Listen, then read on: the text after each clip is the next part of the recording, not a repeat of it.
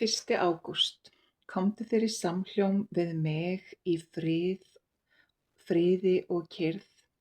Hvernig getur þú vænst þess að heyra mína hljóðu, ljúfu rödd þegar þú ert í uppnámi innra með þér og of önnum kafin til að gefa þér tíma til að vera hljóður og hlusta? Leið og þú lærir að vera hljóður, verður þú fær að hlusta. Þá skiptir ekki máli hvað þú ert að gera eða hvar þú ert.